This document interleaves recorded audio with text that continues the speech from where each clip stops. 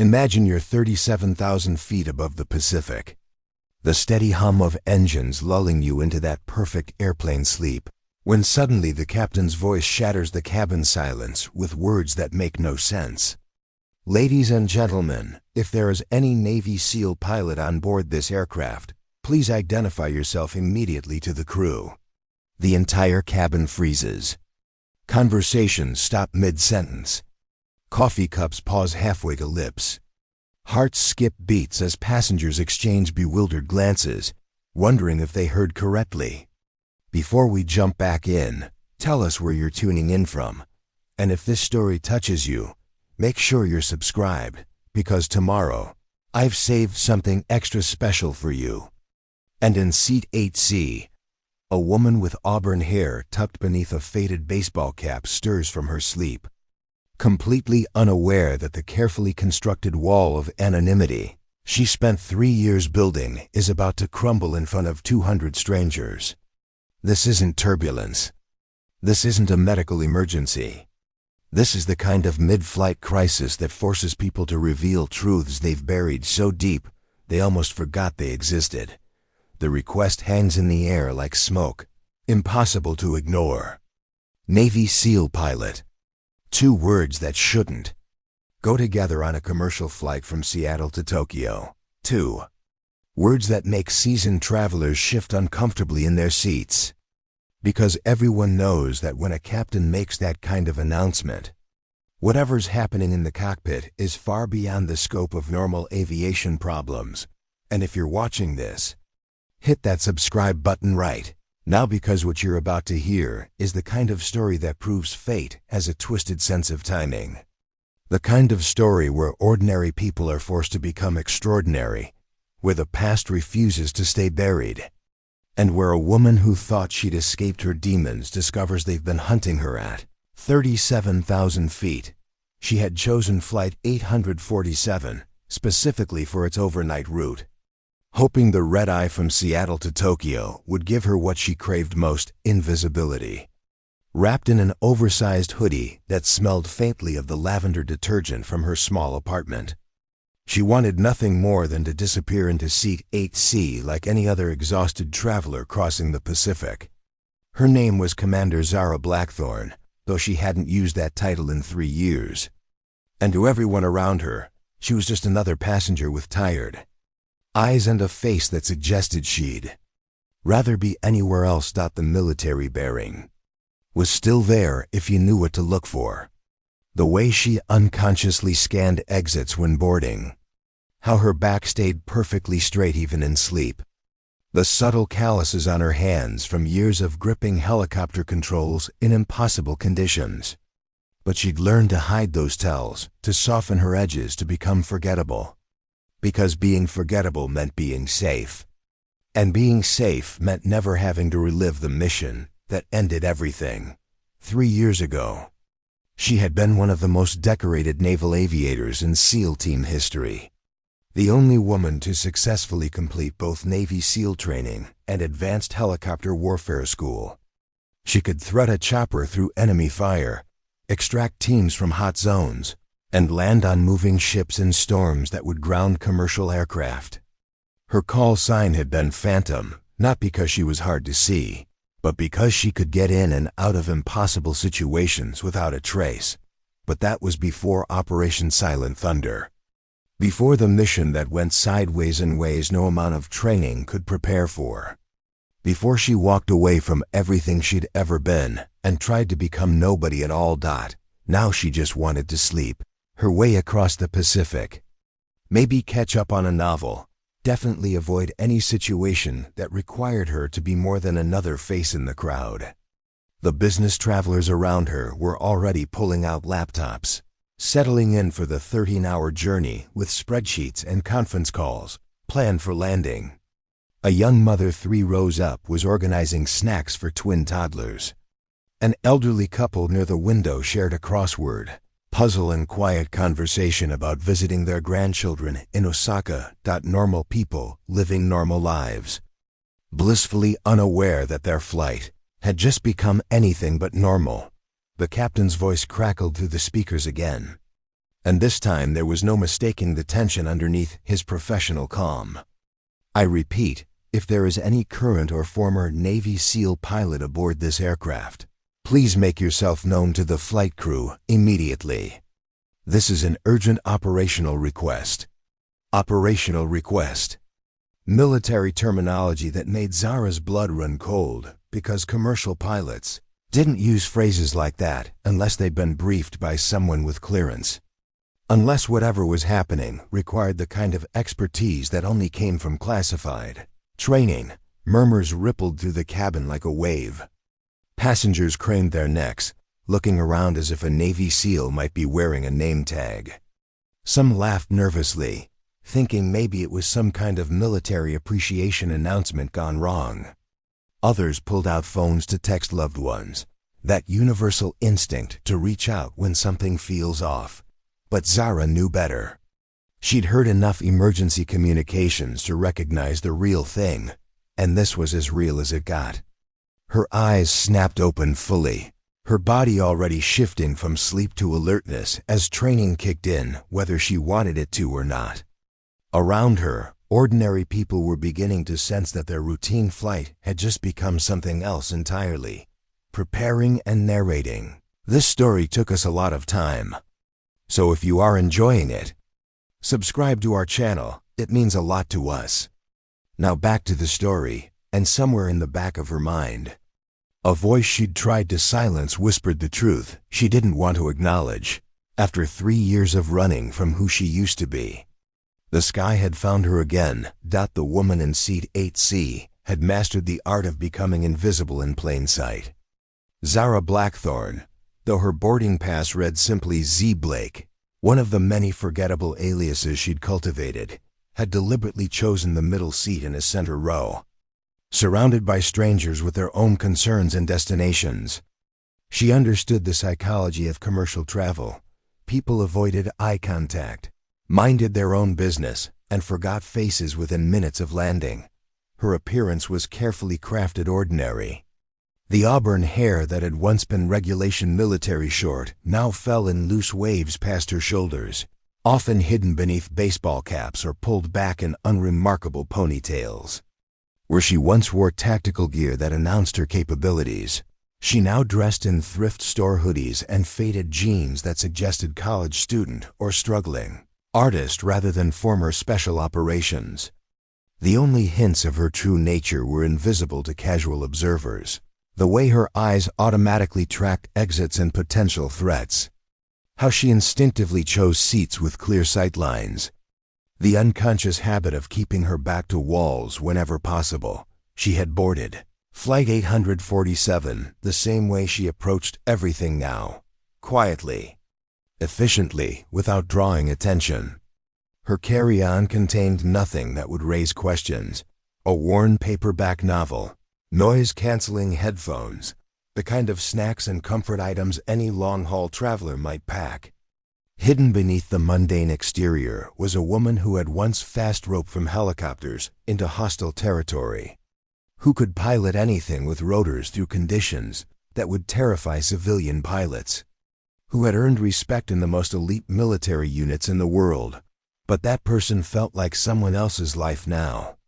Buried beneath 3 years of deliberate anonymity and careful reinvention, the red-eye to Tokyo was supposed to be sanctuary. 13 hours of blessed isolation, suspended between who she used to be and whoever she was becoming. She'd chosen the route specifically because it attracted business travelers and tourists, people with their own agendas who wouldn't ask probing questions about a quiet woman keeping to herself. The overnight timing meant most passengers would sleep, creating the perfect environment for someone who just wanted to disappear. Her small apartment back in Seattle was equally unremarkable, a studio in a neighborhood full of young professionals and graduate students, where she could blend into the rhythm of coffee shops and food trucks and weekend farmers markets. She worked freelance graphic design, a skill she'd taught herself online, creating logos and websites for small businesses that paid cash and asked no questions about her background. It was honest work that kept her fed and housed while requiring minimal human Interaction.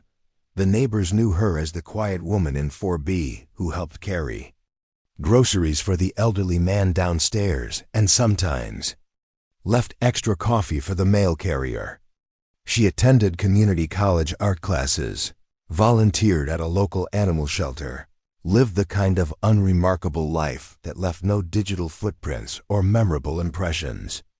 To the world, she was just another person trying to make it in an expensive city. Only she knew about the nightmares that still woke her at 3 a.m., sweating and reaching for weapons that weren't there. Only she understood why she couldn't sleep through thunderstorms, why the sound of helicopters made her stomach clench, why she'd chosen an apartment on the ground floor with multiple exits and a clear view of all approaches. The hypervigilance never fully switched off, even when she desperately wanted it to. She'd left everything behind after Operation Silent Thunder, the career, the respect, the adrenaline-fueled purpose that had defined her for over a decade. The decision hadn't been dramatic or sudden. It was erosion, like water wearing away stone until there was nothing left to hold on to. One day she was Commander Blackthorn, the woman who could land a helicopter on a moving target in a sandstorm. The next, she was filling out discharge papers and trying to figure out how to be nobody special. The military had wanted her to stay. Of course. They'd offered counseling, reassignment, even a promotion if she'd reconsider. But she'd seen too much, lost too much, and the weight of what she'd been asked to do, in the name of national security, had finally broken something inside her that no amount of therapy could fix.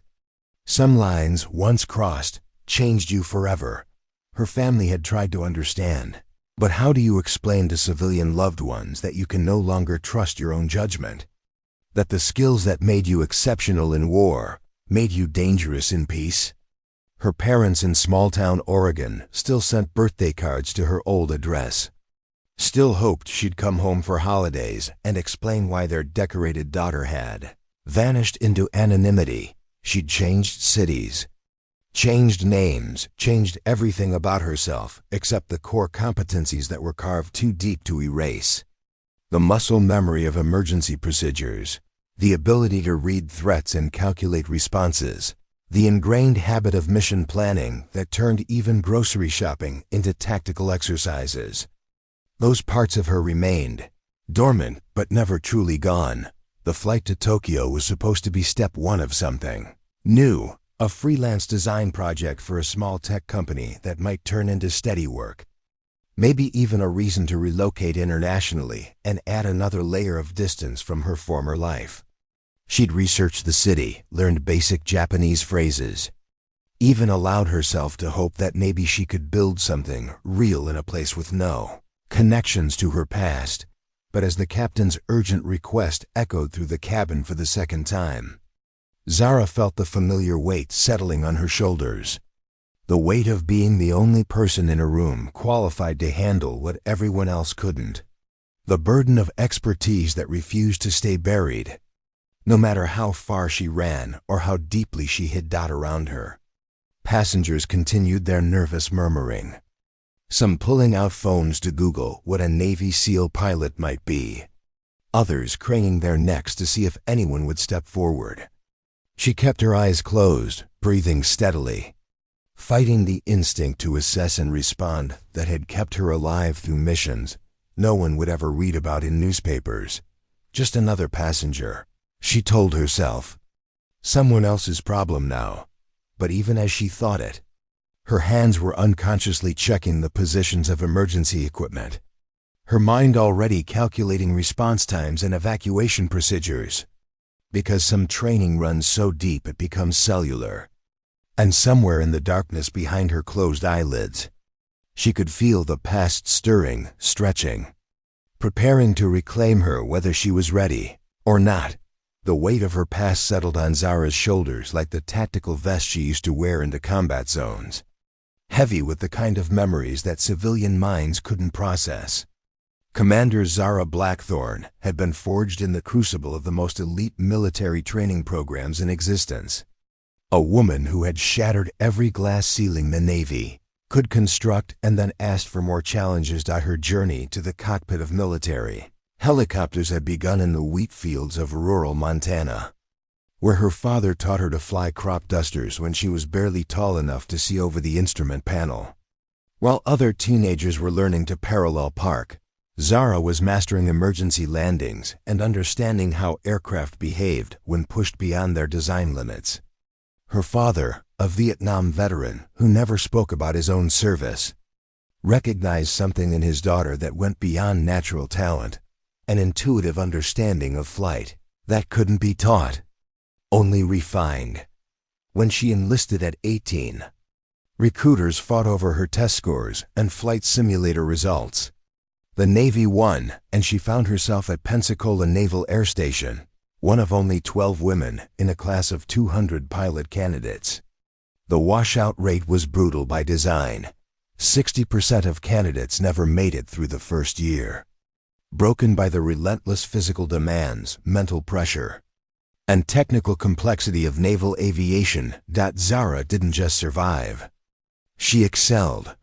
While her male counterparts struggled with the precision required for carrier landings, she was threading helicopters through obstacle courses that looked impossible on paper.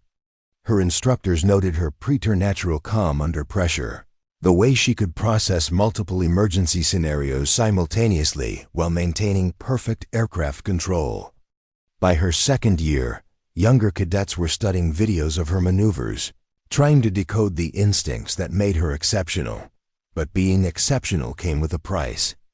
The Navy had invested millions in her training, and they expected returns on that investment. After earning her wings, she was fast-tracked into special operations, where her combination of technical skill and unshakable composure made her invaluable for the kind of missions that required surgical precision under fire. She'd completed the grueling Navy SEAL training pipeline not because she wanted to be a ground operator, but because the most dangerous aviation missions required pilots who understood special operations from the inside out. 6 months of hell that broke grown men, and she emerged as one of only 3 women to ever complete the program. The media tried to make her a poster child for military equality, but Zara refused interviews and public appearances. She wasn't interested in being a symbol. She wanted to fly. Her first operational deployment was to the mountains of Afghanistan, where she learned that theoretical training and real combat existed in different universes.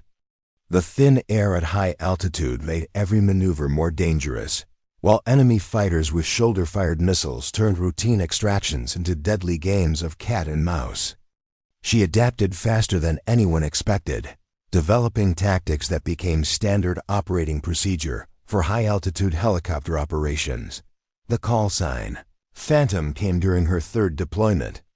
After a mission that should have been impossible, a Navy SEAL team had been pinned down in a valley surrounded by enemy positions, with no viable landing zone and hostile fire converging from 3 directions. Every other pilot had declared the rescue unfeasible. But Zara had studied the terrain data and found a solution that existed only in the narrow margin between physics and insanity. She'd flown her helicopter into the valley at treetop level, using the terrain to mask her approach while calculating wind patterns and enemy positions with mathematical precision. The landing zone was a rocky outcrop barely wider than her rotor span, surrounded by cliffs that created unpredictable downdrafts. She'd held the aircraft steady for exactly 90 seconds while the team loaded casualties, then extracted through a corridor of fire so narrow that her co-pilot swore he could see muzzle flashes reflected in the cockpit glass. The mission video became required viewing at flight school. But what the cameras didn't capture was the cost of that kind of precision under extreme stress. Each mission carved away pieces of her humanity, replacing emotion with calculation, intuition with protocol. She was becoming a machine optimized for violence, and she was terrifyingly good at it. Over the next 5 years, she flew missions that didn't officially exist, in places that never appeared on maps, against enemies whose names were classified above her clearance level. She extracted intelligence assets from hostile territories, delivered special operations teams to targets that required surgical strikes, and provided air support for operations that shaped global politics in ways the public would never understand. Her personnel file read like fiction. Over 300 combat missions without a single aircraft loss. 17 direct action operations that prevented terrorist attacks on American soil. And innovations in helicopter tactics that were still classified. She'd been wounded twice, decorated 6 times, and promoted ahead of her peer group, despite resistance from senior officers who couldn't reconcile her gender with her lethality. But excellence in warfare came with invisible wounds that no medal could heal. She'd seen too many good people die, made too many impossible choices, and carried out missions where success and failure were measured in body counts rather than moral victories. The adrenaline that once energized her began to feel like poison, and the hypervigilance that kept her alive in combat made normal life impossible. The beginning of the end came during Operation Silent Thunder, a classified mission that went sideways in ways no amount of training could have prevented.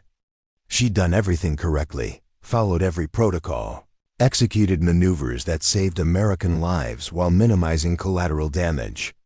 But sometimes being right wasn't enough, and sometimes the weight of necessary decisions could break even the strongest shoulders. After 12 years of service, Commander Zara Blackthorne had accumulated skills that made her one of the most dangerous people on the planet. She could pilot any rotorcraft in conditions that would kill civilian aviators, navigate by stars and terrain features, conduct emergency medical procedures, and make split-second tactical decisions that determined whether missions succeeded or failed. She spoke 4 languages, held advanced degrees in aerospace engineering and tactical psychology, and possessed security clearances that gave her access to information most government officials never saw. But she'd also lost the ability to sleep through the night, to trust her own judgment outside of combat situations, to form relationships with people who couldn't understand why she flinched at loud noises and chose restaurants based on exit strategies rather than menu options. The skills that made her invaluable in war had made her a stranger to peace. And eventually, she couldn't carry the weight anymore. Now, 3 years after walking away from everything she'd ever been, she sat in seat 8C listening to a captain's desperate plea for exactly the kind of expertise she'd spent so long trying to forget. The irony was sharp enough to cut. She'd fled to the sky to escape her past, only to find it hunting her at 37,000 feet. The tension in the cabin thickened like smoke as the captain's second announcement faded into silence. Around Zara, passengers began exhibiting the classic signs of collective anxiety, shifting in seats, exchanging worried glances, pulling out phones despite knowing they had no signal at cruising altitude. The businessman in 8A kept checking his Rolex as if time itself might provide answers, while the elderly woman across the aisle clutched her rosary beads with white knuckles. Flight attendant Rebecca Martinez moved through the cabin with practiced calm, but Zara could read the micro-expressions that betrayed her growing desperation. The way her smile never quite reached her eyes, how her hands trembled slightly when she adjusted overhead bins, the barely perceptible quickening of her pace as she scanned faces with increasing urgency. Rebecca had been flying commercial routes for 8 years, and she'd never heard a captain make this kind of request. Whatever was happening in the cockpit was far outside normal aviation protocols. "Excuse me," Rebecca whispered to an elderly gentleman in row 6, leaning down with careful professionalism. "Sir, you mentioned you served in the military. Do you happen to have any aviation background?" The man shook his head apologetically, explaining that he'd been Army infantry in Korea, decades before helicopters became standard military equipment. Rebecca's smile wavered as she moved on, her search becoming more systematic and desperate. The young mother with twin toddlers had begun to sense the adult's anxiety, even though she couldn't understand its source. Her children picked up on her tension, becoming fussy and demanding attention that divided her focus between managing them and trying to comprehend why everyone around her seemed increasingly afraid. She caught Rebecca's eye as the flight attendant passed, mouthing, "What's wrong?" but receiving only a reassuring gesture that fooled no one. Near the back of the cabin, a group of college students returning from a study abroad program had started speculating loudly about what could require a Navy SEAL pilot on a civilian aircraft. Their theories ranged from mechanical failure to hijacking to some kind of military emergency that civilian pilots weren't trained to handle. Their animated discussion carried throughout the cabin, adding to the atmosphere of barely controlled panic. Zara kept her eyes closed and focused on her breathing, fighting every instinct that screamed at her to assess the situation and take action. She'd spent 3 years learning to ignore that voice, to let someone else handle crises that weren't her responsibility. But the familiar weight of other people's helplessness pressed down on her like gravity, each worried whisper and nervous laugh adding to the pressure. That made her chest tight. A businessman 2 rows ahead had pulled out his laptop and was frantically trying to research what a Navy SEAL pilot emergency might entail. His internet search yielded nothing useful at altitude, but his visible desperation added another layer to the cabin's growing anxiety. He kept glancing around as if someone might provide answers, his usual confidence replaced by the helplessness that came with facing situations beyond civilian understanding. The elderly couple sharing a crossword puzzle had abandoned their game, instead holding hands and speaking in hushed tones about their grandchildren waiting in Tokyo. They'd survived decades together, weathered countless storms and challenges, but this was something outside their experience. The man kept patting his wife's hand reassuringly, while scanning the cabin for signs that someone, anyone, might have the expertise their captain desperately needed. Rebecca's search had become more direct now, moving systematically through the rows and quietly asking passengers about any military background. She'd found a few veterans, a former Marine who'd worked logistics, an Air Force mechanic who'd never flown anything, a Navy sailor who'd served on surface ships, but none with the specific combination of skills their situation apparently required. Teenage girl in row 12 had started crying quietly, not from any understanding of their predicament, but from absorbing the fear radiating from every adult around her. Her mother wrapped an arm around her shoulders while trying to maintain her own composure. The universal parental instinct to protect even when protection felt impossible. The cabin's atmosphere had shifted from routine travel to something approaching emergency conditions, though most passengers still didn't understand why. They only knew that their captain needed something extraordinarily specific, and with each passing minute, it became clearer that whatever was happening wouldn't resolve itself through normal procedures.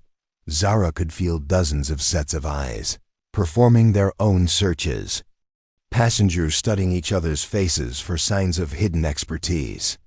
She kept her baseball cap pulled low and her breathing steady, but the weight of collective desperation was becoming impossible to ignore. Every maternal instinct to protect the frightened children, every trained response to assist in crisis situations, every vestige of the oath she'd taken to defend others, began pressing against her carefully constructed walls of detachment. The pressure wasn't just emotional anymore, it was becoming physical. Her hands had unconsciously formed the relaxed grip she'd used on helicopter controls. Her posture had subtly shifted to the alert readiness that came with operational status, and her mind had started automatically cataloging the cabin layout and passenger positions. The training she'd spent 3 years trying to suppress was reasserting itself, whether she wanted it to or not. Rebecca had reached row 8 now, moving with increasing desperation as her search continued to yield nothing. She paused at the businessman in 8A, asking quietly about his background, then turned toward Zara's seat. For a moment, their eyes met through the gap between seats. And Zara saw something that made her chest constrict, the kind of desperation that came when all other options had been exhausted. The flight attendant's gaze lingered on her for just a moment longer than the others. Some instinct, perhaps recognizing what lay beneath Zara's carefully crafted ordinary appearance. But Zara kept her expression neutral, her body language relaxed, giving no sign that she was anything other than another concerned passenger. The moral weight, pressing down on her, had become almost unbearable. 200 innocent people, including children, were depending on someone stepping forward with expertise that might not exist among the passengers. The captain wouldn't have made such a specific request unless the situation required exactly that combination of skills: Navy SEAL training and pilot expertise. In her experience, that level of specificity meant they were facing something that standard aviation procedures couldn't handle. As Rebecca moved past her row toward the back of the cabin, continuing her increasingly frantic search, Zara felt the last of her defenses beginning to crumble. The voice she'd spent 3 years silencing grew louder, reminding her of every oath she'd taken, every person she'd sworn to protect, every mission where her skills had meant the difference between life and death. The weight of responsibility was becoming greater than the weight of her past. And for the first time since walking away from her military career, Zara Blackthorne began to consider that maybe some obligations transcended personal choice. The moment of decision arrived like a slow-motion avalanche, inevitable and crushing. Zara watched Rebecca complete her desperate circuit of the cabin, returning toward the front with defeat written in every line of her body. The flight attendant's professional composure was cracking, her movements becoming jerky and uncertain as she realized her search had yielded nothing. Behind her, 200 passengers sat in growing terror, their collective anxiety building toward panic as minutes ticked by without resolution. In the silence that followed Rebecca's failed search, Zara could hear individual heartbeats thundering in the darkness. A baby's whimpering from row 15, the soft prayers of the elderly woman across the aisle, the rapid breathing of the businessman who kept checking his watch as if time might somehow provide salvation. Each sound was a weight added to the crushing pressure in her chest, the accumulated burden of people whose lives hung in the balance while she sat motionless in seat 8C. The internal war that had been building since the captain's first announcement reached its breaking point. Every rational argument for maintaining her anonymity crashed against the fundamental truth that had defined her entire adult life.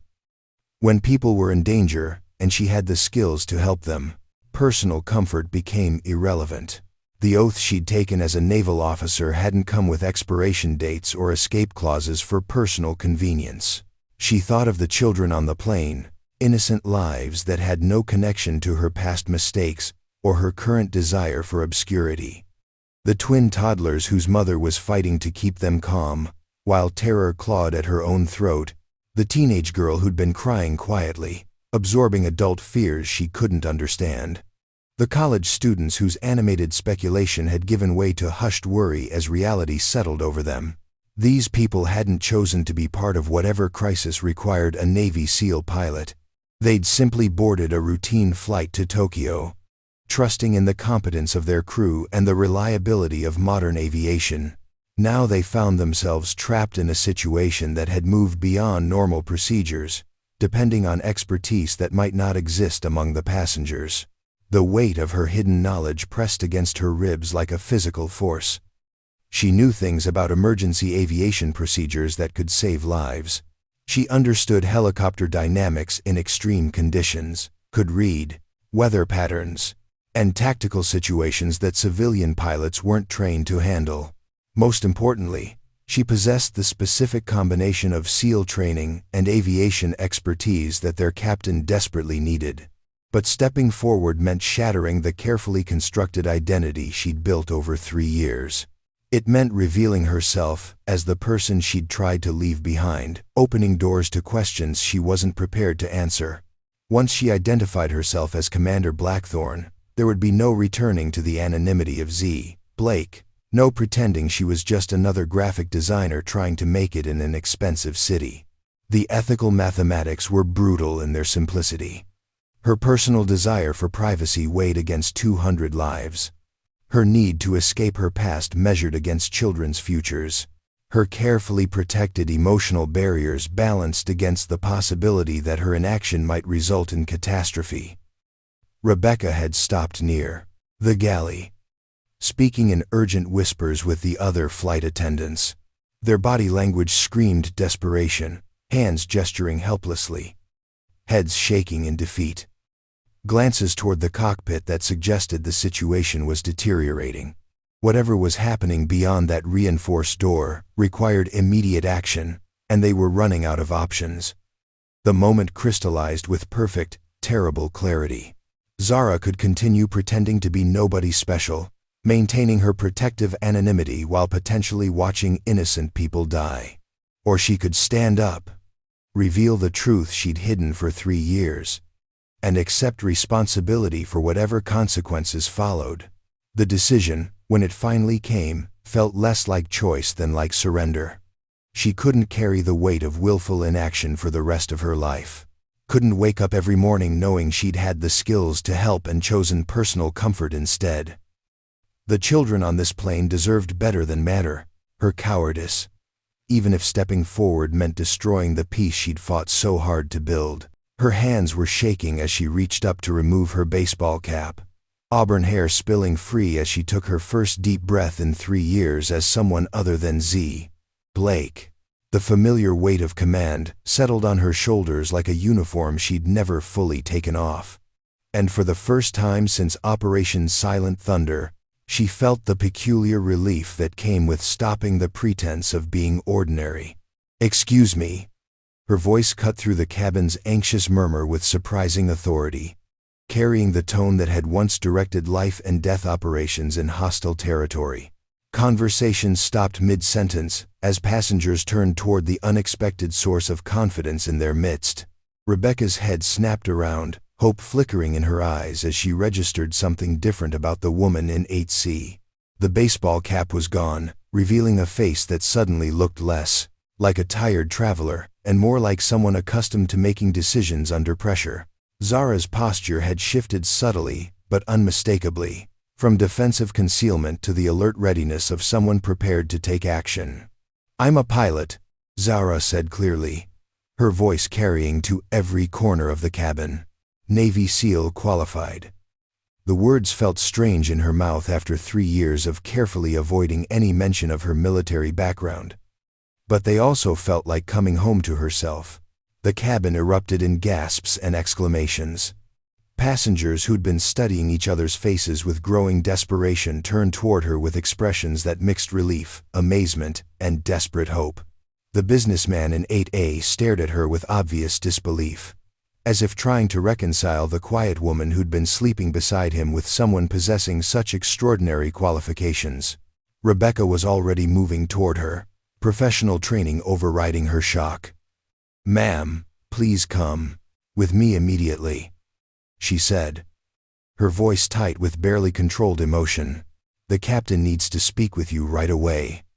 As Zara stood and stepped into the aisle, she felt 200 pairs of eyes burning into her back. Some faces showed relief at finally having someone with the right expertise.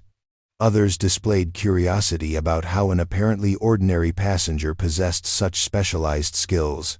A few exhibited the kind of awe reserved for discovering that superheroes might actually exist in unremarkable disguises. The teenage girl had stopped crying, watching Zara with wide eyes that seemed to understand that something important was happening. The mother with twins had managed a small smile of gratitude, even though she didn't yet understand what crisis required Navy SEAL intervention. The college students stared in fascination, their earlier speculation proven wildly inadequate for the reality unfolding before them. Walking toward the cockpit, Zara felt the weight of her past and present colliding in real time. Behind her sat the ordinary life she was about to leave forever. Ahead lay the reinforced door that would return her to the world of crisis and command she'd tried so hard to escape. With each step, Z. Blake faded further into memory, replaced by Commander Zara Blackthorne, whether she was ready or not. The transformation was complete by the time Rebecca reached for the cockpit door. The woman who'd boarded Flight 847 hoping for 13 hours of anonymous peace no longer existed. In her place stood someone prepared to face whatever crisis awaited, carrying the hopes and lives of everyone behind her into the unknown dangers ahead. The cockpit door swung open to reveal a scene that instantly transported Zara back to her worst operational nightmares. Warning lights bathed everything in hellish red strobes, while alarm systems created a symphony of electronic chaos that would have paralyzed civilian pilots. Captain David Chen sat rigid in the left seat, his knuckles white as he gripped the yoke with the desperate intensity of a man watching his world disintegrate. Beside him, First Officer Amanda Torres worked frantically over displays that showed cascading system failures spreading through their aircraft like digital cancer. The Boeing 787's cockpit, normally a marvel of modern aviation technology, had become a war zone of competing emergencies. Multiple screens flashed warnings in urgent yellow and critical red, creating a light show that hurt to look at directly. The primary flight display showed erratic altitude readings. The navigation system displayed impossible GPS coordinates that placed them simultaneously over 3 different oceans, and the engine monitoring screens painted a picture of mechanical systems pushed far beyond their design limits. "Thank God," Captain Chen said without taking his eyes off his instruments. His voice cracked with exhaustion and barely controlled fear. "I wasn't sure anyone would step forward." Sweat beaded on his forehead despite the cabin's controlled temperature, and Zara could see the subtle tremor in his hands that came from prolonged high-stress flying. This was a man who'd been fighting his aircraft for longer than was humanly sustainable. First Officer Torres glanced up briefly, her face pale but determined.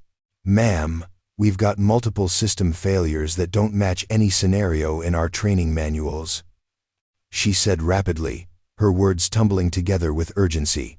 "Primary hydraulics are compromised. Backup navigation is giving us impossible readings, and our communication systems are being jammed by something we can't identify." Zara stepped fully into the cockpit, her trained eyes immediately cataloging the chaos with the systematic efficiency that had kept her alive through countless combat missions. The pattern of failures was wrong for mechanical malfunction.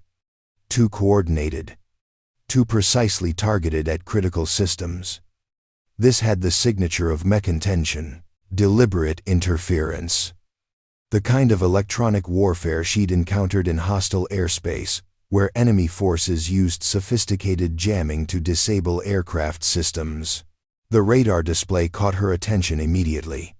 3 contacts appeared and disappeared in patterns that violated every principle of civilian air traffic management. These weren't commercial aircraft following established flight paths. They were moving with the aggressive precision of military interceptors, maintaining formation while staying just outside visual range. The contacts would vanish from radar for several sweeps, then reappear in positions that should have been impossible given their previous trajectories. "How long have you been dealing with this?"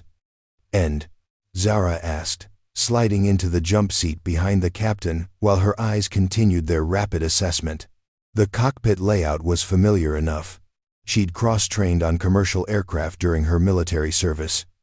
But the specific failure patterns required immediate analysis. "Started about 40 minutes ago," Captain Chen replied, his voice tight with concentration. "First we lost primary navigation over the middle of the Pacific. Then the hydraulics began showing erratic pressures. Now we've got these contacts shadowing us, and our radio communications are being blocked on all emergency frequencies." 40 minutes. Long enough for a coordinated attack to develop multiple phases, but not long enough for mechanical failures to cascade this extensively without catastrophic structural damage. Someone was systematically disabling their aircraft's most critical systems while maintaining just enough functionality to keep them airborne. This wasn't an attempt to destroy the plane. It was an attempt to control it, The communication panel crackled with static-filled transmissions that sounded almost like voices, but remained just below the threshold of comprehension. Zara recognized the technique from intelligence briefings about advanced electronic warfare capabilities. Someone was using broad-spectrum jamming to prevent the aircraft from communicating with ground control while inserting their own signals into the mix. "Have you tried switching to backup communication systems?" she asked, already knowing the answer from the pattern of failures displayed across the cockpit screens.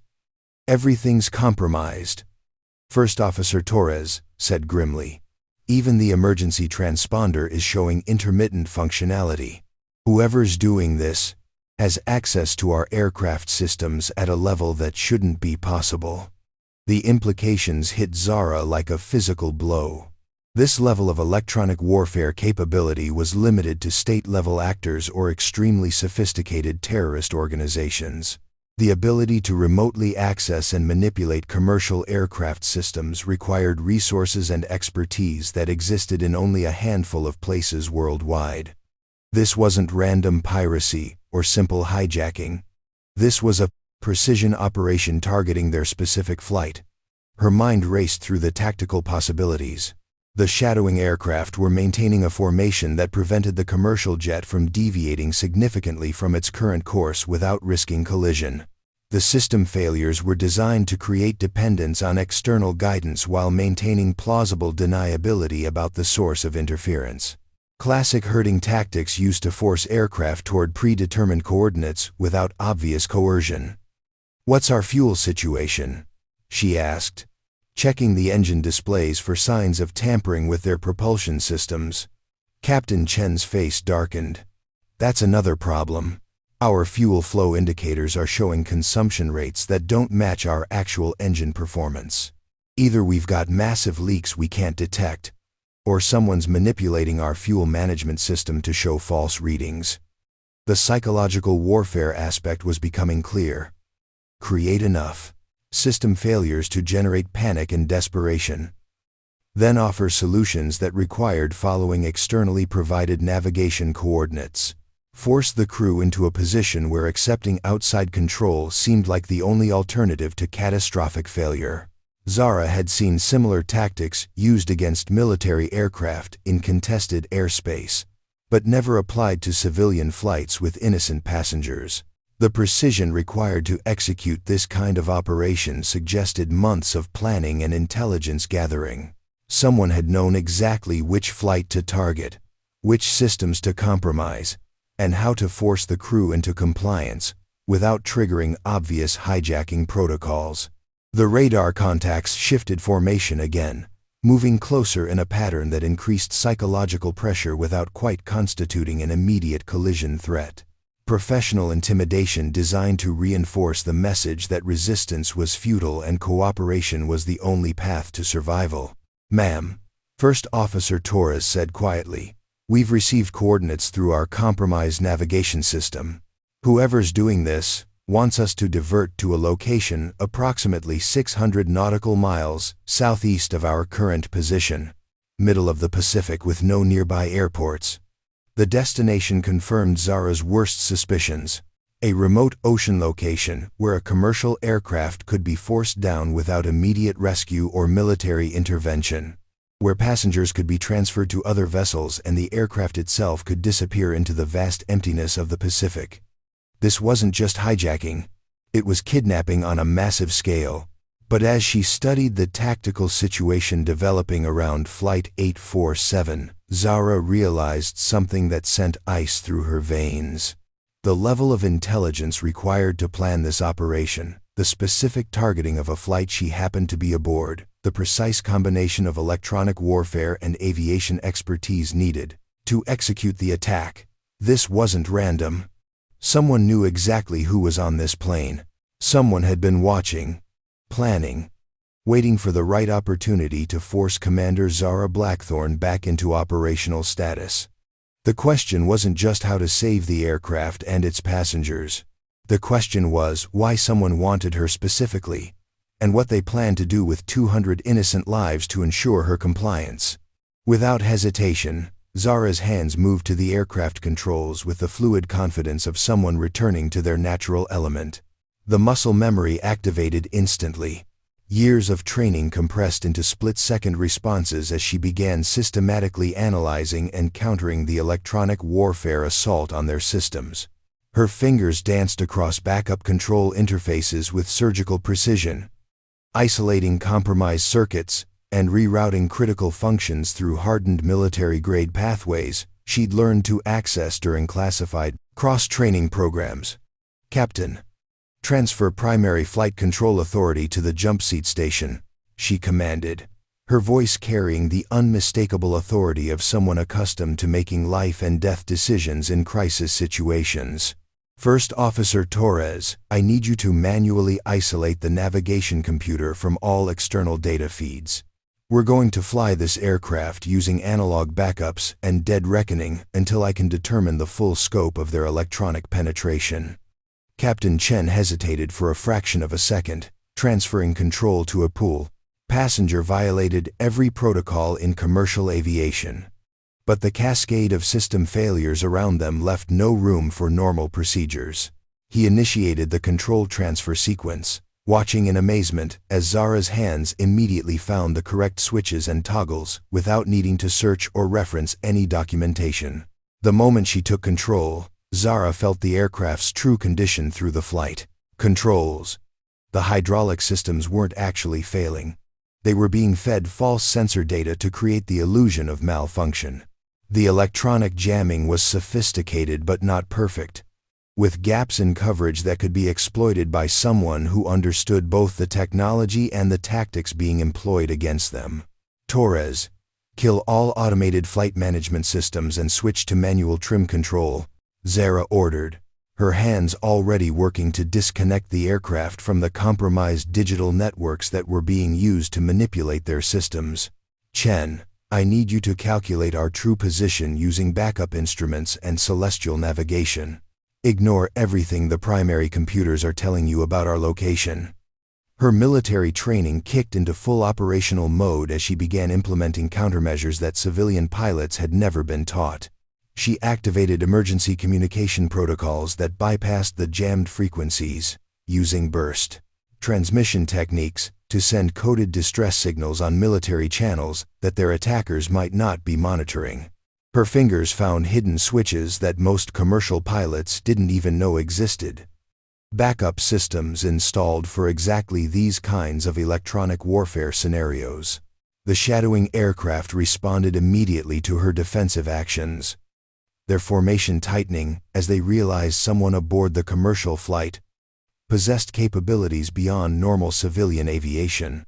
The radar contacts became more aggressive in their positioning, moving closer to increase psychological pressure and limit maneuvering options. "They're adapting to our countermeasures faster than they should be able to," Zara observed grimly, watching the tactical display update in real time. "This level of responsiveness suggests they have someone monitoring our communications and system changes. We're dealing with a coordinated operation that includes real-time intelligence analysis." She began implementing more sophisticated defensive measures, using techniques developed for protecting high-value aircraft in contested environments. Electronic chaff deployed from hidden dispensers created false radar signatures, while frequency-hopping communication protocols made their transmissions harder to jam.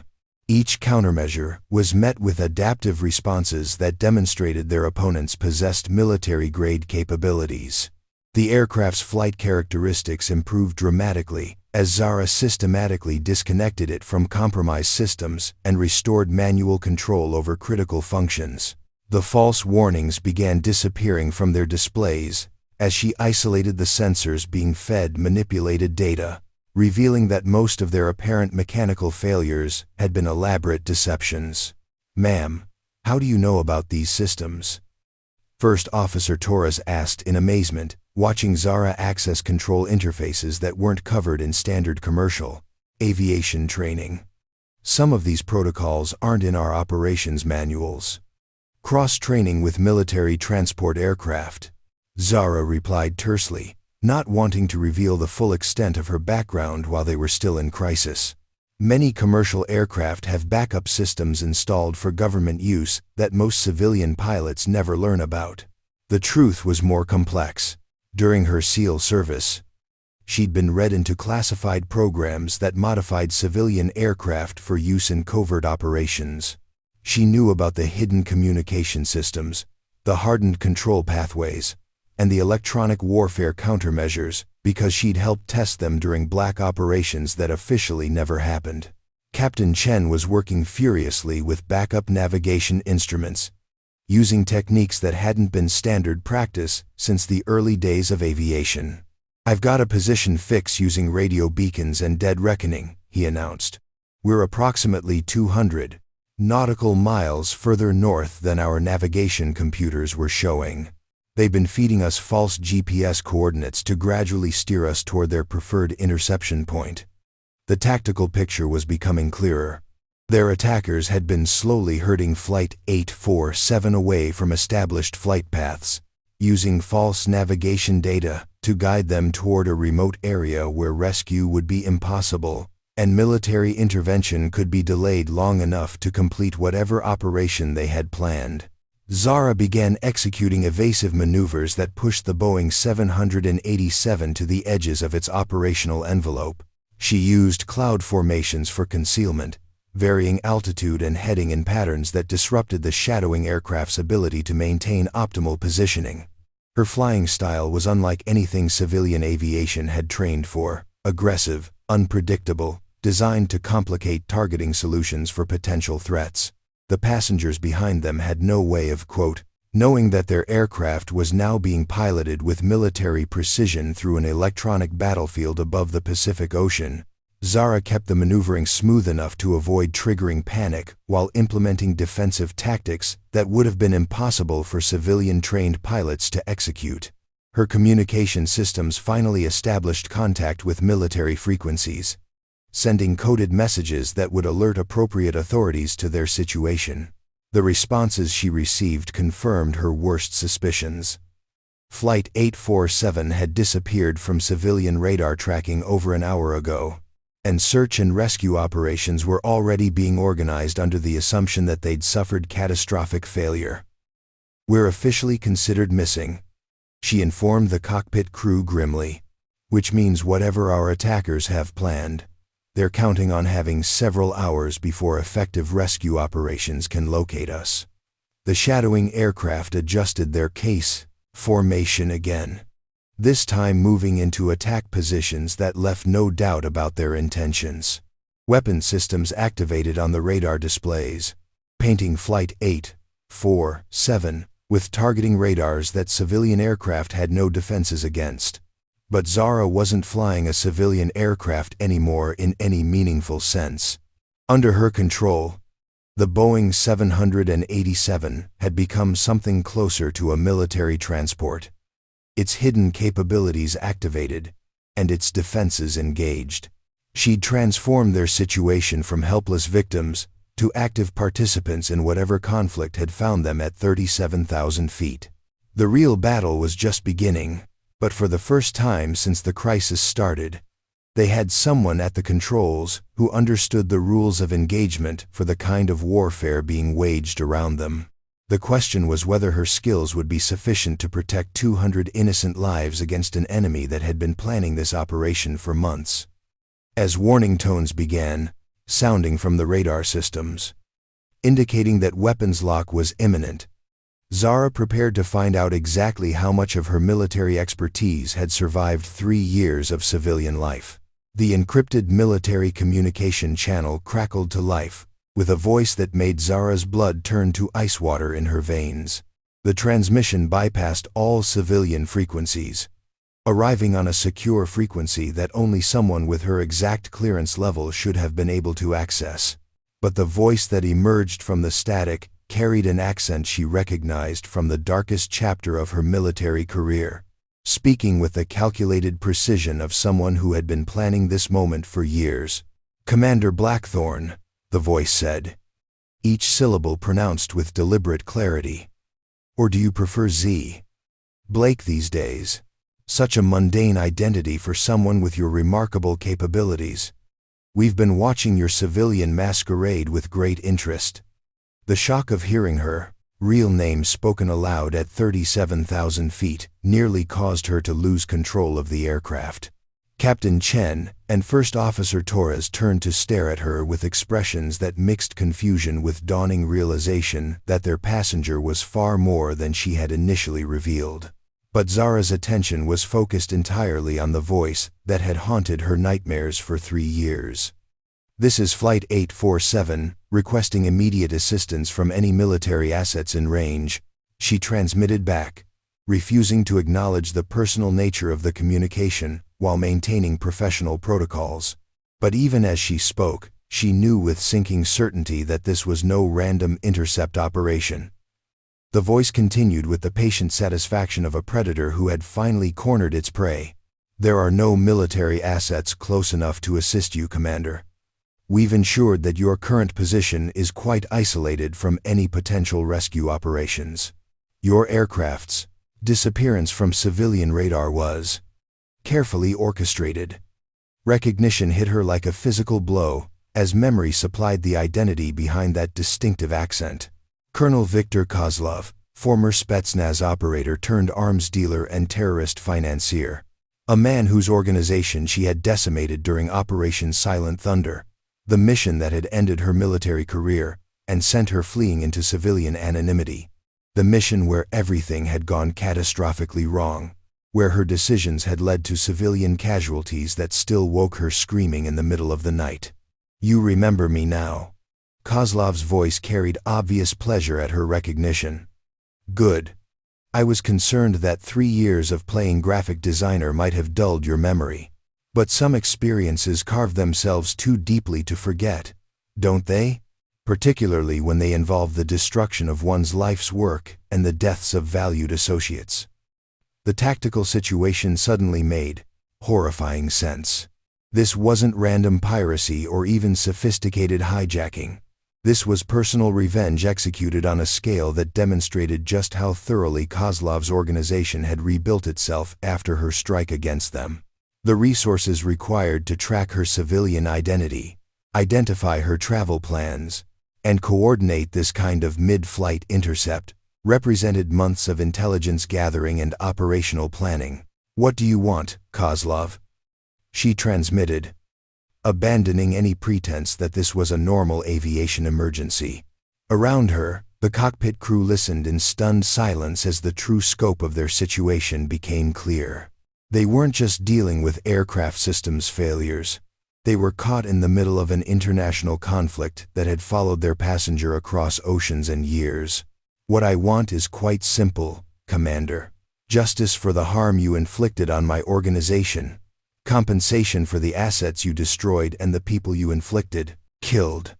But most importantly, I want to demonstrate to the world that even the most elite American warriors are not beyond reach when they choose to hide among innocents."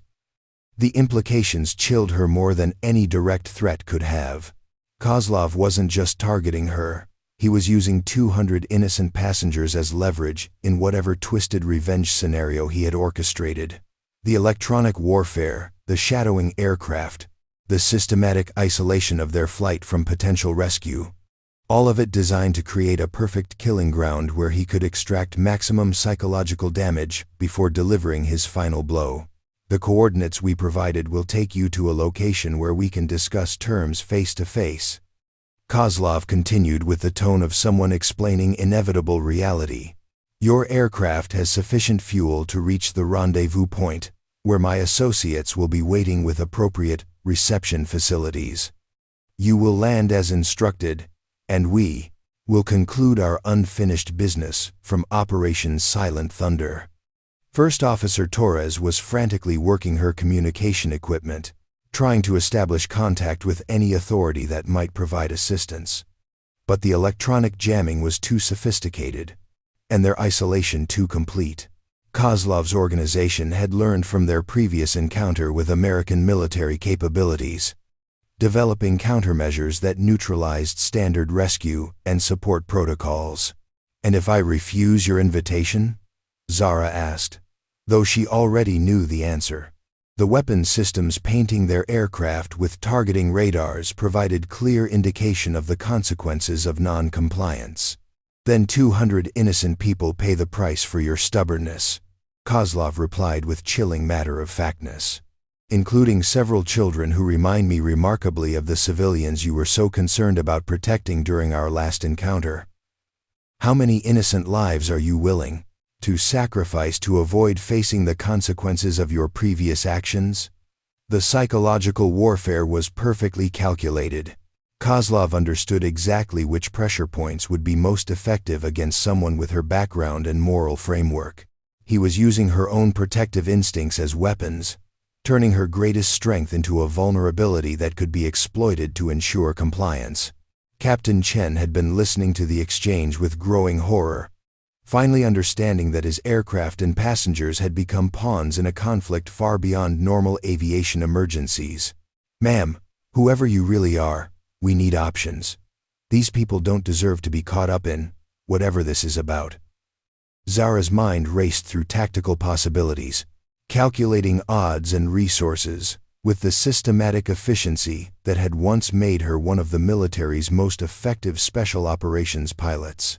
The aircraft was now isolated from rescue, surrounded by hostile forces, and running low on fuel that would eventually force them toward whatever trap Kozlov had prepared. 200 lives hung in the balance, including children who had no connection to the violent world that had shaped her past. But as she studied the tactical displays and analyzed their situation, a cold realization began forming in her mind. Kozlov had made one critical error in his elaborate revenge scenario. He had assumed that 3 years of civilian life had made her soft, that she would prioritize passenger safety over strategic considerations. He was counting on her protective instincts to override her tactical training. What he hadn't anticipated was that being responsible for innocent lives wouldn't make her more compliant. It would make her more dangerous than she had ever been in uniform. Because now, she wasn't just fighting for mission success or national security objectives. She was fighting for children who deserved to see their families again. For ordinary people whose only crime had been boarding the wrong flight on the wrong day. "Kozlov," she transmitted, her voice carrying a tone that had once struck fear into enemy combatants across multiple theaters of operation. "You've made a serious miscalculation. You think having civilians aboard makes me weaker. You're about to discover it makes me infinitely more motivated to ensure you never threaten innocent people again." The frequency crackled with static for a long moment before Kozlov's laughter filled the cockpit, rich with anticipated victory. But Zara was no longer listening to his threats. She was planning his destruction. The crisis exploded into chaos from multiple directions simultaneously, as if Kozlov had orchestrated a symphony of terror designed to overwhelm even the most experienced crisis manager. The first indication came through the aircraft's internal communication system when flight attendant Rebecca's voice crackled through the cockpit intercom, her professional composure completely shattered by panic. "Cockpit, we have an emergency in the cabin." Her words tumbled together in breathless terror. "There are armed individuals among the passengers, at least 3 that we can identify. They've revealed weapons and are attempting to take control of the main cabin. They're demanding access to the flight deck and threatening passengers if we don't comply immediately." The blood drained from Captain Chen's face as he realized their situation had just escalated beyond any conceivable training scenario. Not only were they dealing with external electronic warfare and shadowing aircraft, but Kozlov had planted operatives among the passengers themselves. The entire operation was a multi-layered trap that had been closing around them since before takeoff. "How many hostiles in the cabin?" Zara demanded, her military training immediately shifting into threat assessment mode. "What's their positioning and what kind of weapons are visible?" Rebecca's voice shook as she tried to provide tactical information while managing a cabin full of terrified passengers. 3 men, spread throughout the aircraft, rows 8, 15, and 23. They have what look like ceramic knives and some kind of injection devices. They're herding passengers away from the emergency exits and separating family groups. The strategic brilliance of Kozlov's plan was becoming horrifyingly clear. The sleeper agents had remained completely invisible during boarding and the initial flight, activating only when the external pressure reached maximum intensity. By revealing themselves now, they created an impossible tactical equation where any aggressive maneuvering or defensive actions by the cockpit crew would endanger innocent passengers. They're demanding that you surrender control of the aircraft immediately, Rebecca continued, her voice breaking with barely suppressed sobs. They say if you don't comply within 5 minutes, they'll start executing passengers to ice peaks, demonstrate their seriousness. First Officer Torres was frantically monitoring their external situation while this new threat developed internally. The shadowing aircraft are closing formation, she reported grimly. Weapons systems are going hot across multiple platforms. It looks like they're preparing for some kind of coordinated action if we don't comply with the internal demands. Zara's mind raced through tactical options with the desperate efficiency of someone who understood that every second of delay brought them closer to catastrophe. The cabin operatives weren't trying to physically breach the reinforced cockpit door. They were using psychological warfare and threats against innocent lives to force compliance. Meanwhile, the external aircraft were maintaining pressure to prevent any escape attempts. The intercom crackled again with a new voice, heavily accented and coldly professional. One of the planted operatives had taken control of the cabin communication system. Commander Blackthorne, I believe you recognize the tactical situation developing around you. We have control of the passenger cabin, weapons trained on multiple civilian targets, and your aircraft is surrounded by superior firepower. Continued resistance serves no purpose except to increase the body count. Through the reinforced cockpit door, they could hear the sounds of controlled chaos. Passengers' terrified voices, children crying, the harsh commands of armed individuals asserting dominance over helpless civilians. The psychological impact was precisely calculated to break down resistance through emotional pressure rather than direct physical threat. Captain Chen was studying emergency procedures that had never been designed for this level of coordinated attack. Standard hijacking protocols assume the threat comes from either internal or external sources, not both simultaneously. He said with the hollow voice of someone watching his professional competence become utterly irrelevant. We don't have procedures for this. But Zara was already formulating responses that went far beyond standard commercial aviation protocols. Her SEAL training had included scenarios exactly like this. Multi-vector attacks designed to overwhelm decision-making capacity and force compliance through the manipulation of protective instincts. The key was refusing to accept the tactical framework that the enemy was trying to impose. Torres, can you access the cabin's internal security cameras? She asked, her hands already working to activate systems that most civilian pilots didn't know existed. I need real-time intelligence on the positions and capabilities of the hostiles before we implement countermeasures. The external communications system erupted with Kozlov's voice again, this time carrying the satisfied tone of someone watching a carefully orchestrated plan reach its climax. Commander, you now have 4 minutes to begin descent toward the coordinates we provided. Your passengers' continued health depends entirely on your compliance with our reasonable requests. The cabin intercom activated again, with sounds that made everyone in the cockpit flinch. A woman's scream cut short, followed by harsh commands in a language that Zara recognized as the same regional dialect that Kozlov's operatives had used during Operation Silent Thunder. They were demonstrating their willingness to harm innocents while maintaining plausible deniability about the specific nature of the threats. 3 minutes, Commander, the cabin operative announced with mechanical precision. We suggest you begin your descent immediately to avoid unnecessary complications. The tactical pressure was reaching unbearable levels. External aircraft with weapons systems activated, internal hostiles threatening passenger execution, fuel limitations that restricted their operational options. and electronic warfare that prevented communication with potential rescue assets.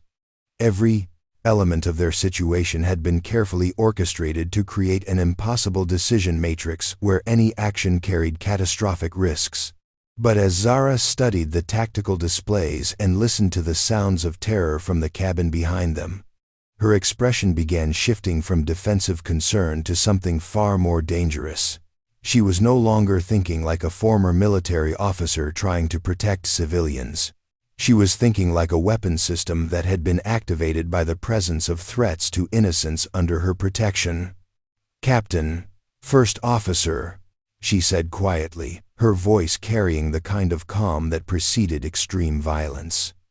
"I need you to understand that we're no longer dealing with a civilian aviation emergency. We're in active combat against a sophisticated enemy force. Standard procedures no longer apply." Her hands moved across control interfaces with predatory precision, activating systems that transformed their commercial aircraft into something deceiving, approaching a military platform.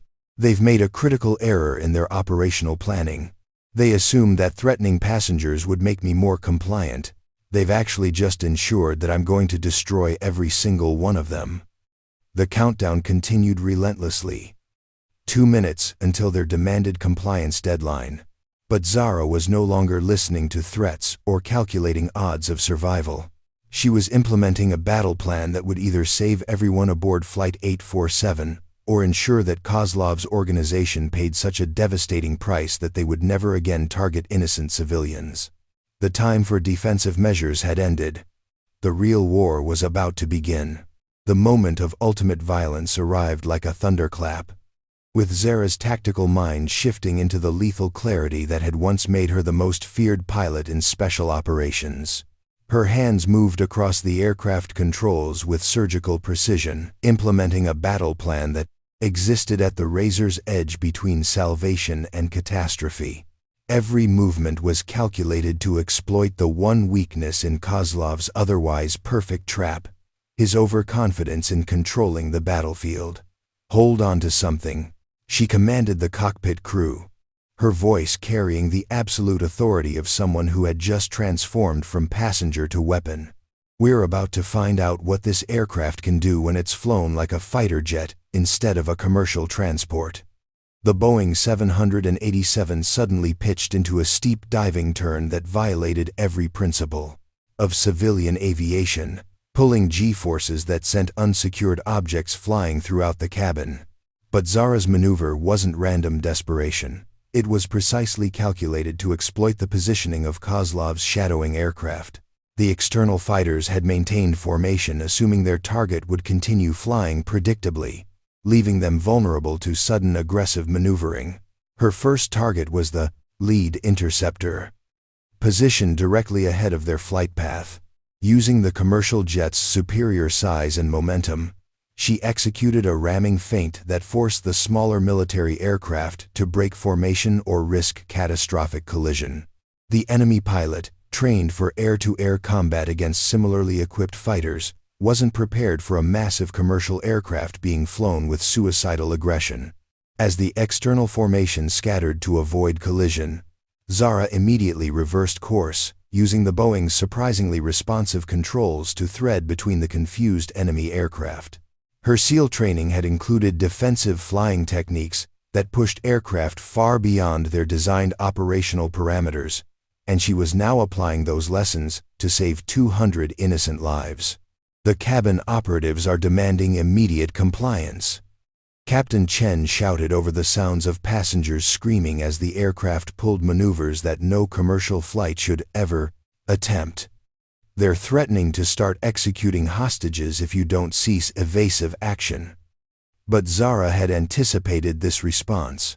Her tactical plan depended on creating enough chaos and confusion to disrupt the coordination between internal and external threats. "Torres, activate the cabin's emergency oxygen system and cut main cabin lighting," she commanded. "Emergency lighting only. We're going to give those operatives more than they can handle." The cabin plunged into semi-darkness as emergency lighting cast eerie red shadows throughout the aircraft. Oxygen masks deployed automatically, creating additional visual obstruction and confusion. The sudden environmental changes, combined with the violent maneuvering, transformed an orderly hostage situation into chaos where the operatives could no longer maintain clear control over their assigned sectors. Zara's next maneuver pushed the Boeing into a climb so steep it approached the aircraft's stall characteristics, using the temporary weightlessness at the peak to execute a barrel roll that no commercial pilot would ever attempt. The maneuver was designed to disorient everyone aboard, but she was betting that trained passengers would recover faster than surprised hostiles. The gamble paid off. Through the cabin intercom, they could hear the sounds of passengers fighting back against disoriented operatives who had lost their tactical advantage in the chaos. The planned precision of the cabin takeover dissolved into confused struggle as ordinary people found courage in the darkness and confusion. External radar showed Kozlov's aircraft attempting to re-establish formation, but Zara was already implementing her next phase. She activated electronic countermeasures that she'd accessed through military-grade systems, creating false radar signatures and jamming the coordination frequencies that the enemy aircraft were using to maintain tactical cohesion. Mayday, Mayday, this is Flight 847 declaring emergency. She transmitted on multiple military frequencies simultaneously. We are under attack by hostile aircraft and require immediate assistance from any Allied military assets in range. We have confirmed enemy combatants aboard civilian aircraft with 200 souls on board. The response came faster than she'd dared hope. A new voice crackled through the radio. Crisp, professional, carrying the authority of the United States Navy. Flight 847. This is Strike Fighter Squadron 31 responding to your distress call. We are vectoring to your position from USS Lincoln. Estimate 12 minutes to intercept. Maintain current heading and prepare for military escort. But 12 minutes was an eternity in aerial combat, and Kozlov's forces were already adapting to her defensive tactics. The external aircraft had reformed into attack formation, and weapons lock indicators began painting her aircraft with targeting radars that meant the enemy's patience with her evasion had expired. There's some time, preparing to fire, First Officer Torres announced grimly, watching multiple missile lock warnings appear across their defensive displays. Whatever you're planning, we're out of time. Zara's response was to push the Boeing into another impossibly aggressive maneuver, this time using the aircraft's wake turbulence as a weapon against the pursuing fighters. The massive commercial jet's engines created invisible tornadoes of disturbed air that could flip smaller aircraft like toys if they got too close. She deliberately flew erratic patterns designed to drag her pursuers through the worst of the turbulence. One of the enemy fighters, attempting to maintain close formation for a precision shot, caught the full force of the Boeing's wake and immediately lost control. Zara watched with grim satisfaction as the hostile aircraft tumbled out of formation, its pilot fighting to regain control while falling rapidly toward the ocean below. The cabin situation had shifted dramatically as passengers, aided by the chaos she'd created, began overwhelming the disoriented operatives. Flight attendants who'd been trained for emergencies but never warfare found themselves directing passenger resistance against armed hostiles who'd lost their tactical advantage in the confusion. One operative down, Rebecca's voice reported through the intercom, her tone mixing triumph with disbelief. Passengers in the forward cabin have subdued the hostile near row 8. He's unconscious and we've secured his weapons. But Kozlov's voice cut through their temporary victory with cold fury. Impressive, Commander. You've certainly exceeded my expectations for desperation-driven tactical innovation. But you've only delayed the inevitable, while ensuring that more innocents will pay for your stubbornness. The remaining external aircraft were closing for final attack runs, their weapon systems locked and loaded. Zara could see on radar that her rescue was still 8 minutes away, far too long to survive concentrated fire from military-grade weapon systems. But as she prepared for the final phase of her desperate battle plan, Zara realized something that sent ice through her veins. The coordinates Kozlov had provided weren't random ocean location for prisoner transfer. They were the exact position where Operation Silent Thunder had gone catastrophically wrong 3 years ago. He wasn't just seeking revenge. He was trying to force her back to the place where everything had ended, where her decisions had cost innocent lives and destroyed her faith in her own judgment. This wasn't just about survival anymore. It was about confronting the past she'd spent 3 years running from. At 37,000 feet above the Pacific Ocean, with 200 lives hanging in the balance, the final moments of the crisis unfolded with the brutal efficiency of a perfectly executed military operation. As Zara's desperate gamble paid off in ways that even her tactical mind hadn't fully anticipated. The approaching Navy fighters from USS Lincoln arrived not as distant salvation, but as the decisive factor that transformed their impossible situation into a rout of Kozlov's carefully orchestrated revenge operation. Strike Fighter Squadron 31 came screaming out of the Pacific dawn like avenging angels, their F/A-18 Super Hornets cutting through the morning air with the predatory grace of apex predators finally unleashed. The lead pilot's voice crackled through the radio, with professional calm that barely concealed lethal intent. Flight 847, this is Commander Sarah Mitchell, VFA 31. We have visual on your aircraft and multiple hostile contacts. Recommend you maintain current heading while we clean up your 6. What followed was less aerial combat than systematic extermination. Kozlov's aircraft, designed for intimidation and electronic warfare rather than dogfighting with modern Navy fighters, found themselves catastrophically outmatched. The enemy formation that had seemed so threatening moments before scattered like startled birds as advanced air-to-air missiles began finding their targets with devastating precision. Zara maintained her evasive maneuvering while watching the tactical display transform from nightmare to vindication. Each hostile contact that vanished from radar represented not just tactical victory, but the systematic destruction of an organization that had spent years planning to use innocent civilians as weapons in their personal war of revenge.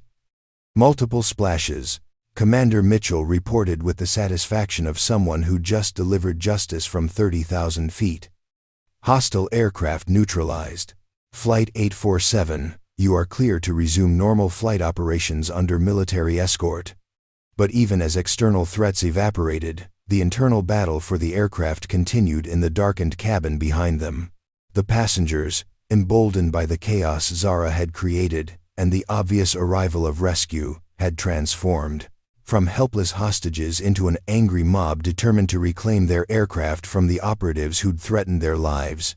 Flight attendant Rebecca's voice came through the intercom with exhausted triumph. Cockpit, cabin is secure. All 3 hostiles have been subdued by passengers and crew. We have them restrained and their weapons secured. Several passengers have minor injuries, but no one appears to require immediate medical attention. The aftermath of violence was always surreal. The sudden transition from life or death combat to the mundane requirements of dealing with consequences. Captain Chen began working through emergency procedures for diverting to the nearest suitable airport, while First Officer Torres coordinated with the military escort to establish proper flight corridors for their unscheduled arrival. Zara found herself experiencing the familiar emptiness that always followed successful missions. The psychological crash that came when adrenaline faded and left only exhaustion in its wake. She'd saved 200 lives, destroyed an enemy organization, and prevented Kozlov from completing his elaborate revenge scenario. But victory felt hollow when measured against the cost of being dragged back into the world of violence she'd spent 3 years trying to escape. "Ma'am," Captain Chen said quietly, studying her with the kind of awe reserved for witnessing the impossible. "I don't know who you really are, but I know that everyone on this aircraft owes you their lives. What you did, that wasn't civilian flying. That was something else entirely." Commander Mitchell's voice provided the answer he was seeking. Flight 847. Be advised that we've received confirmation of your passenger's identity from Naval Special Warfare Command. Commander Blackthorne, You are requested to maintain radio contact for operational debriefing upon landing. Your actions today will require extensive after-action reporting. The truth was finally fully exposed. Z. Blake, the quiet graphic designer who'd boarded Flight 847, hoping for anonymity, no longer existed.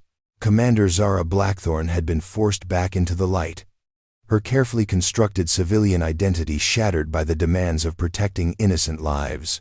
As they began their descent toward emergency landing at Yokota Air Base, escorted by Navy fighters and guided by military air traffic control, Zara felt the weight of inevitable consequences settling on her shoulders. There would be debriefings, investigations, and questions about how she'd gained access to classified systems aboard a civilian aircraft. Her quiet life in Seattle was over, destroyed by forces she couldn't control and choices she couldn't avoid making. The passengers behind her had no way of understanding the full scope of what they'd survived. To them, she was simply the mysterious woman who'd stepped forward when their captain needed help, who'd somehow possessed the skills to save them from a crisis they couldn't comprehend. They would return to their ordinary lives, grateful but unaware of the international conspiracy that had targeted their flight. But several passengers approached the cockpit as they prepared for landing, their faces showing the kind of respect reserved for heroes. The mother with twin toddlers pressed a handwritten note into Zara's hands. The elderly couple who'd been sharing a crossword puzzle thanked her with tears in their eyes. Even the college students, their earlier speculation proven wildly inadequate, could only stare at her with wondering silence. The note from the young mother contained simply drawn hearts from her children and the words, "Thank you for bringing us home." It was the kind of recognition that made every sacrifice worthwhile, even as it reminded Zara of everything she'd given up to protect people who would never fully understand what they'd been saved from. As Yokota Air Base appeared on the horizon, surrounded by military aircraft and emergency vehicles, Zara realized that her 3-year exile from the world of special operations was officially over. There would be new assignments, new missions, new opportunities to use her skills in service of national security. The quiet apartment in Seattle, the freelance design work, the carefully maintained anonymity, all of it would have to be left behind.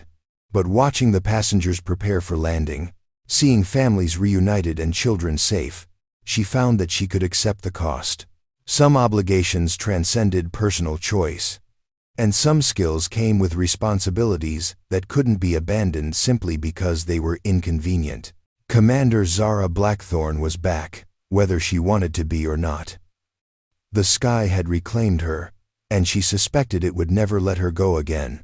As Flight 847 touched down safely on Japanese soil, escorted by the most powerful military in the world, and carrying 200 survivors who owed their lives to a woman they'd never really known, Zara closed her eyes and prepared to face whatever came next.